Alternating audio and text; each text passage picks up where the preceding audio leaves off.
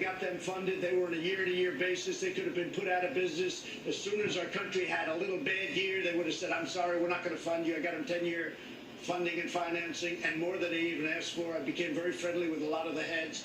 But we've done more, and of course, opportunity zones. But criminal justice reform, everybody said it could not be done. President Obama and Biden never even tried to do it. They never even tried. But I say that, and I say it often, I'll say it loud, and I'm very proud of it.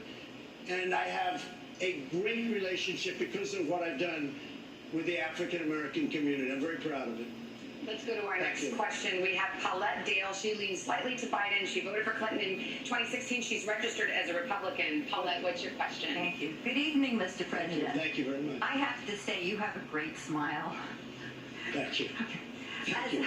So, you're so handsome when you smile. As the daughter of immigrants to the United States who fled Eastern Europe due to religious persecution, Right. The United States immigration policies are very personal for me. Right. Surveys show that most Americans and the majority of Republicans support the Dreamers program.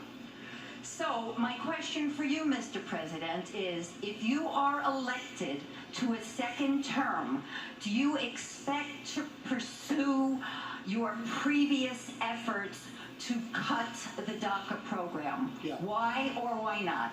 And the DACA is somewhat different than Dreamers. You understand that, and you understand it better than anybody probably in this room. Where do you come from, by the way, originally? My grandparents were from Russia and Poland. That's very good. Okay.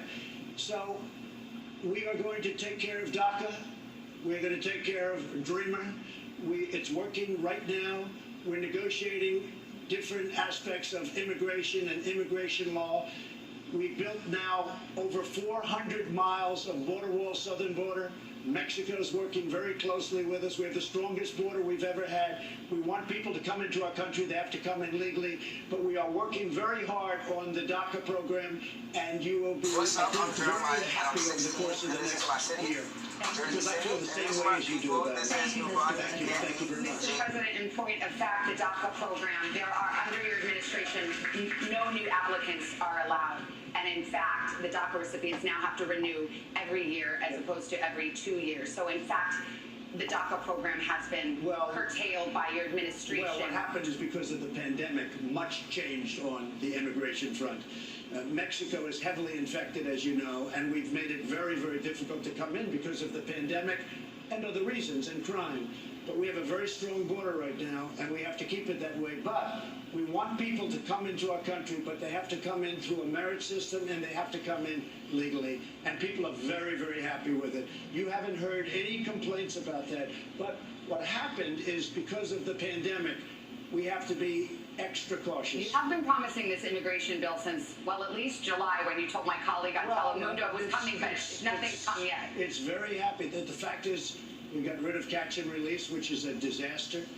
You know, you catch somebody, they could be a murderer, they could be a rapist, and we're supposed to release them into our country. These are the laws that I inherited. We ended that program. Now, I think you're going to see something very, very good. The whole immigration, if you look at what's going on, people used to pour into our country, and especially during the pandemic. I think even you, Savannah, will be very impressed. Sir, we have about 30 seconds left. I think about people sitting out there tonight. There are some who love you. Some of them are sitting right around here, and some who will never vote for you. But there are people in the middle. There are people who aren't sure. That's right. There are people who want to know why they should give you a second chance and how you might improve in a second term. 30 seconds, what would you say to them? Because I've done a great job. We have the strongest economy in the world. We closed it up. We are coming around the corner. The vaccines are coming out soon, and our economy is strong. We are at a level with jobs like we've never been before. We've rebuilt our military. We've rebuilt our borders. We had no borders. We had no nothing. We've rebuilt so much. We've given you the greatest tax cut in the history of our country, greatest regulation cut, equally as important. And we created new levels of jobs that nobody thought was possible.